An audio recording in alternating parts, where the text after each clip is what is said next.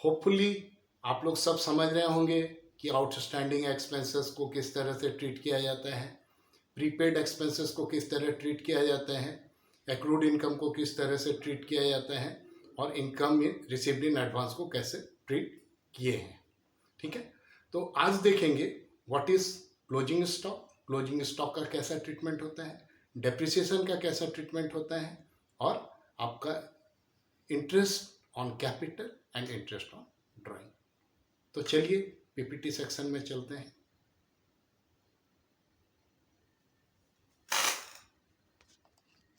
Welcome back to the PPT section. Closing stock, closing stock का क्या है कि अगर एडजस्टमेंट में वो दिया हुआ है तो उसका टू फोल्ड एडजस्टमेंट होगा और अगर इनसाइड ट्रायल बैलेंस है तो सिर्फ उसका एक इफेक्ट होता है जो कि हमको सिर्फ बैलेंस शीट में लेना रहता है, उसको हम ट्रेडिंग अकाउंट में नहीं कंसिडर करेंगे।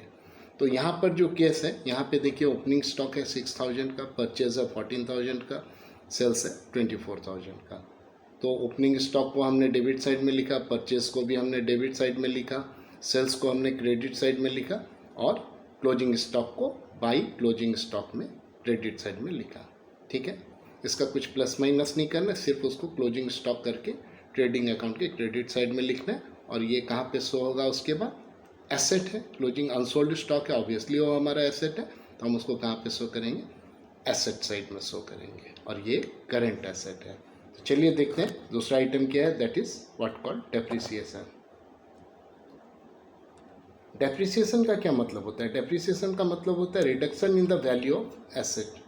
आप कुछ भी खरीद रहे हो, जैसे आपने बाइक खरीदा होगा, कार खरीदा होगा, कुछ भी एक एसेट खरीदा होगा, आप कुछ साल यूज करने के बाद क्या करते हो, उसका अगर सेल करना चाहते हो तो वो जितने में खरीदो आप उतने में नहीं, तो वो जो वैल्यू रिड्यूस करता है हम उसको डेप्रिसिएशन बोलते हैं।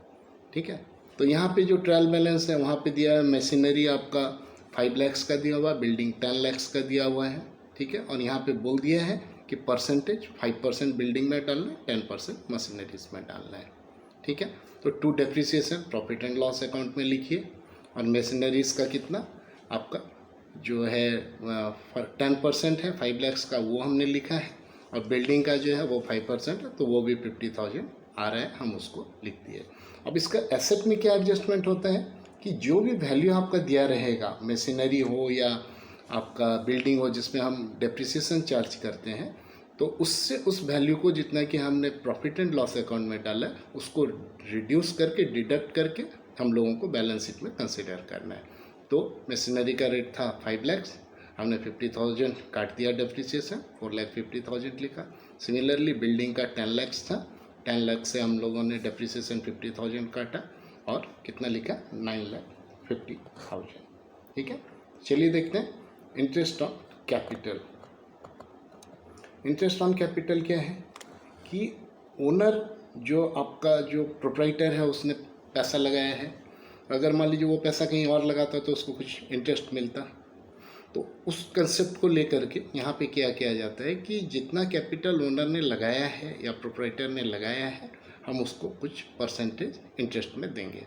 तो ये हमारा बिजनेस के लिए क्या है, खर्चा है, तो हम क्या करते हैं, टू इंटरेस्ट ऑन कैपिटल, जितना कैपिटल होगा आप उसका उतना परसेंटेज निकाल करके इंटरेस्ट डाल दीजिए और उसको क्या करिए, मान लीजिए कि अगर यहाँ पे जो इस पर्टिकुलर केस में है कि उसने 1 लाख उसका ओपनिंग कैपिटल था, फिर उन्होंने बीच में 30,000 का एडिशनल कैपिटल दिया।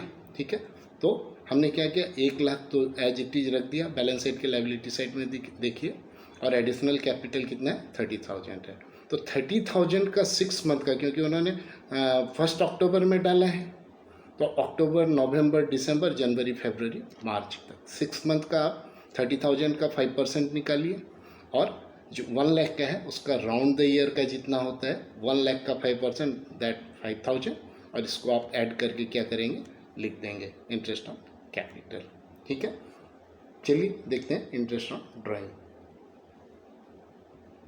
अगर प्रोप्राइटर इंटरेस्ट ऑन कैपिटल लेता है तो अगर वो कोई ड्राइंग्स वगैरह कर रहे हैं तो उसको भी इंटरेस्ट देना पड़ेगा।